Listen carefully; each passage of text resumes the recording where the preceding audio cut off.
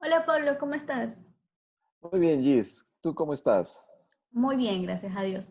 Hoy vamos a hablar sobre un tema súper importante que son los derechos laborales.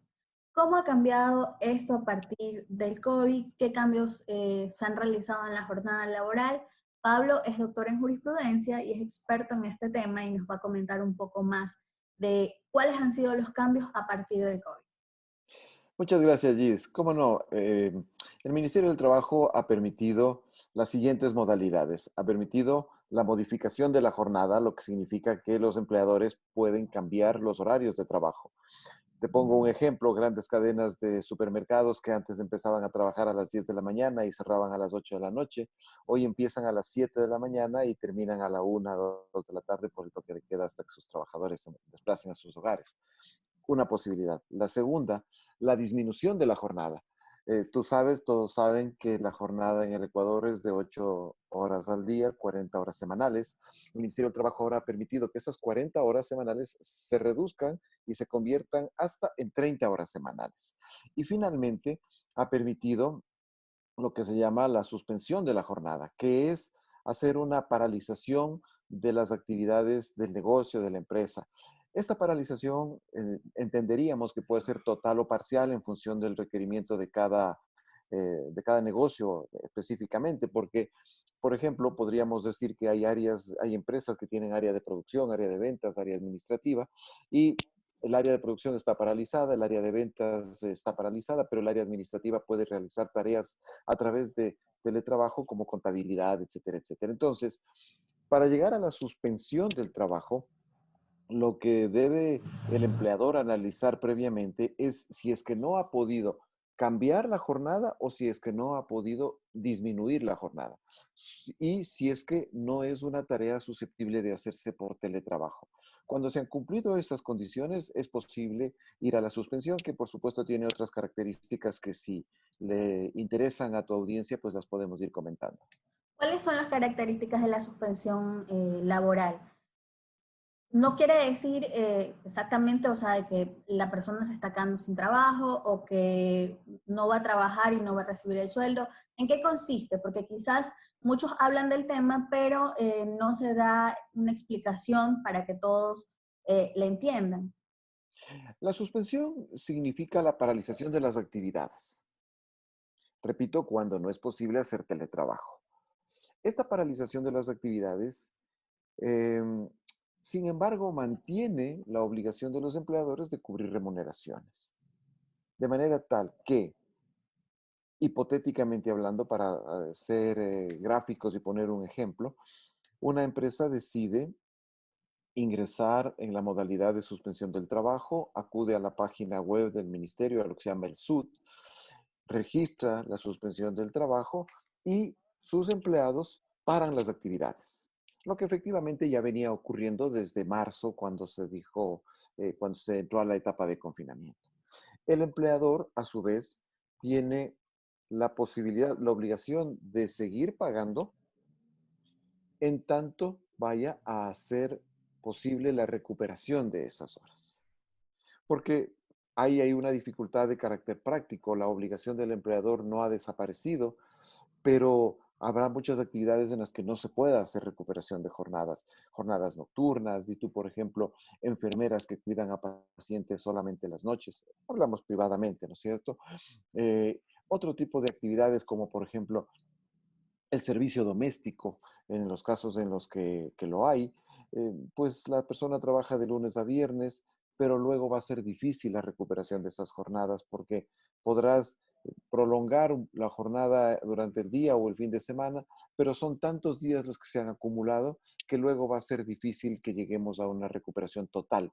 En esos eventos, el Ministerio del Trabajo también ha permitido a los empleadores hacer un adelanto, una modificación en el calendario de vacaciones, porque ya llevamos 45 días, no olvides tú que las vacaciones anuales son 15, que se puede acumular hasta 15 días adicionales, es decir, hasta 3 años anteriores, ¿no es cierto? Eso significarían 15 días adicionales por cada año, e inclusive las personas que tienen una determinada antigüedad, del quinto año en adelante, acumulan un día más por cada año. Entonces, puede ser una fórmula conveniente para empleadores y trabajadores que en este periodo se tomen vacaciones. En un primer momento eso no estuvo claro porque se necesitaba un acuerdo de las partes, pero el ministerio reformó el acuerdo ministerial y permitió que el empleador de alguna manera imponga esto porque apela al sentido común. Imagínate lo que sería que estemos paralizados 2 meses, 2 meses y medio, y luego un trabajador vaya a salir de vacaciones. Eso evidentemente pues no hacía sentido, de modo tal que ya que estamos en esta para forzada, pues puede aprovecharse. ¿Hay un perjuicio para el trabajador? De alguna manera sí, porque las vacaciones uno pretende gozarlas efectivamente, si es que tiene los recursos, salir aunque sea a un lugar de diversión en la ciudad o en el país, y quien afortunadamente puede hacerlo fuera de él. Y estas van a ser unas vacaciones atípicas porque no va a poder pasar aquello, pero también hay que mirar las dos caras de la moneda y hay que mirar la conveniencia, no solo de los trabajadores, sino de las empresas y finalmente del país. Claro, igual vivimos una situación atípica nunca antes vista. También se ha hablado un poco sobre el tema de que salió Acuerdo ministerial. reglamento, no sé cómo lo llamaríamos, del ministerio donde se indicaba que el COVID no iba a ser considerado como enfermedad catastrófica, enfermedad Profesional. profesional. Entonces, ¿cómo quedó este asunto? Porque entiendo que había una discrepancia entre el Instituto Ecuatoriano de Seguridad Social y también con el Ministerio de Trabajo. ¿Será considerado o no como una enfermedad laboral? Lo primero que hay que decir es que la OIT, que es el organismo mundial que trata sobre los temas del trabajo, la Organización Internacional del Trabajo de las Naciones Unidas, ya se pronunció expresando que el COVID-19 indudablemente es una enfermedad laboral. Pero obviamente para que eso suceda, tiene que eh, acreditarse esa condición, ¿no es cierto? El Ministerio del Trabajo cometió un error cuando expidió un acuerdo ministerial señalando de modo general que el COVID-19 no iba a ser catalogado como enfermedad profesional. Ese error consistía tenía varias patas, digamos, el error. La primera, que el Ministerio del Trabajo no es el que califica las enfermedades profesionales. El Ministerio del Trabajo recibe las denuncias por enfermedad o accidente profesional, las notifica al empleador y las canaliza a la Dirección de Riesgos de Trabajo del Seguro Social. De modo que el único organismo autorizado para investigar, evaluar y decidir sobre las enfermedades y o accidentes laborales es la Dirección General de Riesgos. Luego, frente a la avalancha de críticas, el ministerio entendió, se dio cuenta que lo que tenía que hacer era rectificar, porque hay personas que por su trabajo evidentemente están expuestas a contraer la enfermedad.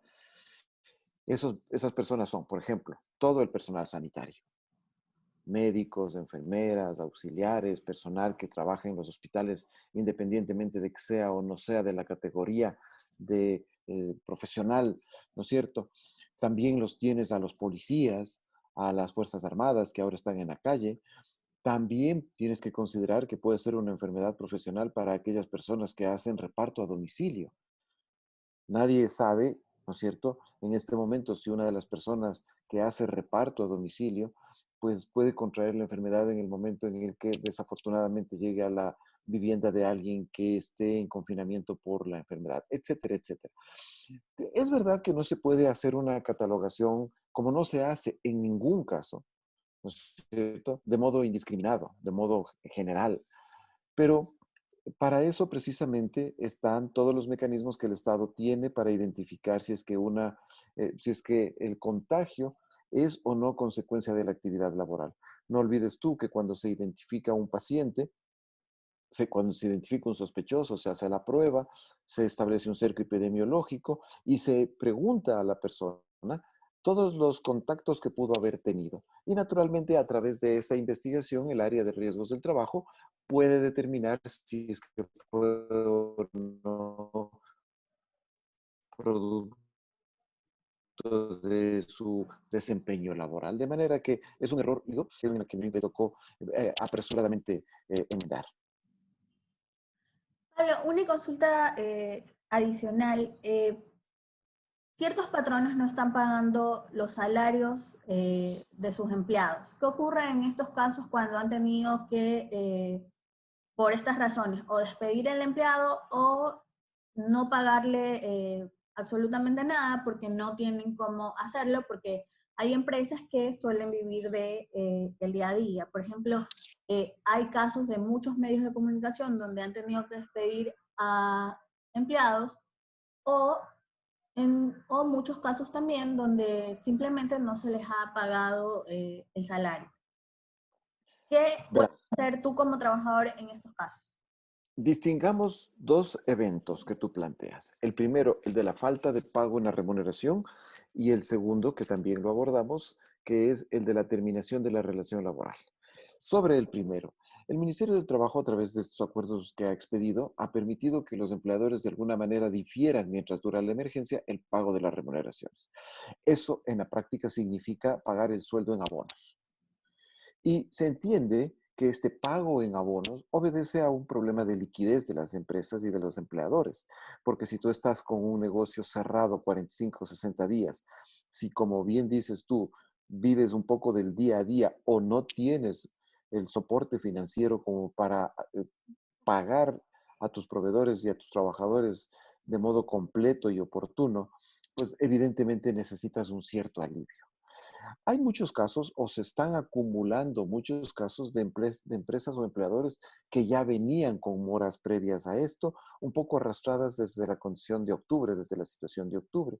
Esos empleadores evidentemente no pueden alegar al COVID como razón.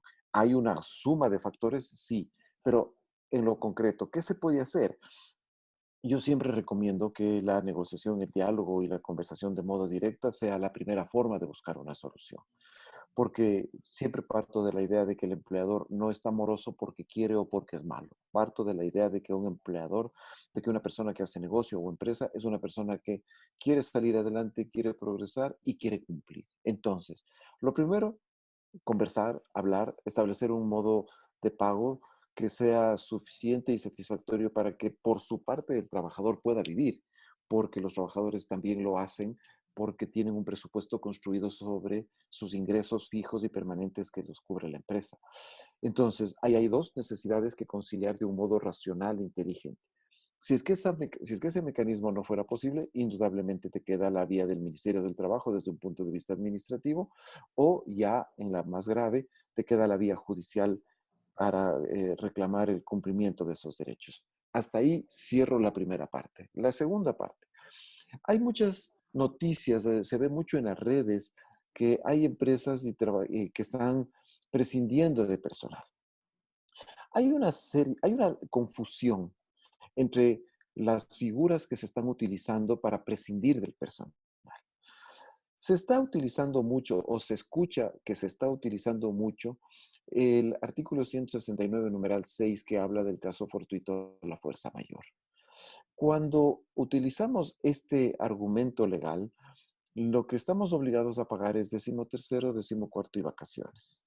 Incluso las vacaciones ya, por lo que decíamos al principio, ya no serían necesarias pagar, ya estarían incluso con saldo a favor del empleador en un determinados casos, ¿no es cierto? Pero tendrías que pagar el proporcional del 13º y el proporcional del 14º. La disputa, la otra figura, es la del despido intempestivo, simple, llano, abierto, cuando el empleador le dice al trabajador que ya no quiere contar con él y se produce el despido. Cuando eso se produce, tienes que pagar el proporcional del 13º, 14º, vacaciones, el desahucio, que es una cuarta parte del sueldo por cada año de servicio, y el despido intempestivo, que es un mes por cada año de servicio. Ahora, decía que hay una confusión. ¿Dónde radica la confusión? Radica la confusión en el hecho de creer que porque vivimos el COVID, porque vivimos el confinamiento, ya eso se configura en una causa suficiente y válida por sí mismo para que todos los empleadores, en todos los casos, utilicen esa figura. Y allí podría haber un riesgo de o mala interpretación de la norma o de algún modo de un abuso de la norma. Te pongo ejemplos si es que no me extiendo mucho y tú me interrumpes Sí, sí. nomás. Pueden haber malas interpretaciones de la norma, porque, por ejemplo, el día de hoy hay actividades que sí están trabajando y podría haber ciertos empleadores que caigan en tentación de prescindir de trabajadores aun cuando sus actividades no se han interrumpido. Esos casos hay que analizarlos puntualmente, ¿no es cierto? Esos casos hay que analizarlos uno a uno y habría que mirar con detenimiento si la norma aplica o no aplica. Casos en los que se abusa de la norma. Te pongo un ejemplo. Tú tienes una empresa en la que cada trabajador tiene una fecha de entrada distinta y tienes trabajadores que han entrado hace 6 meses, hace un año, hace 2 años, hace 3 años o hace 20 años. El momento en el que el empleador utiliza el caso fortuito o la fuerza mayor para prescindir de un trabajador de 20 años, se corre el riesgo de que la interpretación de esa conducta sea la de que el empleador no requiere en la práctica deshacerse de ese empleado, sino que lo que no quiere es tener un eventual cargo de jubilación patronal, ¿no es cierto? Porque evidentemente siempre será más barato prescindir de un trabajador de un año, de dos, de tres, que de uno de 20.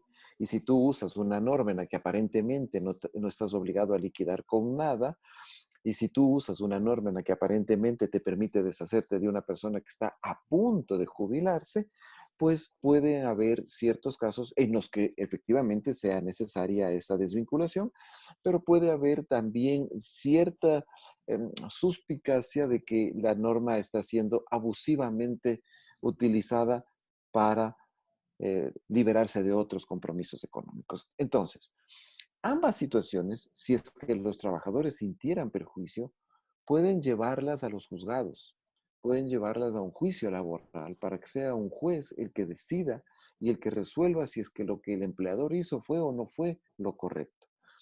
Si es que estamos hablando de 50,000, 60,000, 100,000, 300,000 casos de terminación de contrato, y si estamos hablando de que no se demandan absolutamente todos, sino que se demandan 10%, 20% de esos casos, la otra consecuencia puede ser que desbordemos y colapsemos el sistema judicial. Y esto también va a ser muy negativo para las empresas que se vean acumuladas de juicios y para los trabajadores en espera o en expectativa de cobrar una liquidación. Esos son los casos que te planteaba Giselle. Muchas gracias, Pablo, por acompañarnos y por darnos tus consejos el día de hoy. Cuéntanos cuáles son tus redes en caso de que tengan alguna duda adicional y te puedan contactar. Afortunadamente mis redes son muy fáciles porque son todas mi nombre. En Instagram estoy como Pablo Alberto Vaca Mancheno, Pablo Vaca Mancheno. En Twitter estoy como Pablo Vaca M de Mancheno, Pablo Vacam, ¿no es cierto? Eh, en Facebook también estoy como Pablo Vaca Mancheno y también en Facebook la fanpage del estudio es Vaca Estudio Jurídico. De manera tal que cualquier inquietud o curiosidad que las personas pudieran tener derivadas de esta gentileza tuya de conversar conmigo, pues estoy dispuesto a atenderlas o si no, vía WhatsApp me pueden contactar y yo les proporciono cualquier información adicional. Igual en las redes de Pablo también van a poder encontrar mucha información sobre este tema, sobre otros también que están aconteciendo a partir del COVID y sobre temas legales. Así que los invito a seguirlo. Pablo, muchas gracias por acompañarnos hoy. Y Gracias a ti, Jess. muchas gracias, Pablo. Hasta luego. Esto ha sido todo por hoy. Te agradezco mucho y espero que estés muy bien en esta cuarentena de la que esperamos salir todos muy pronto. Gracias. Gracias.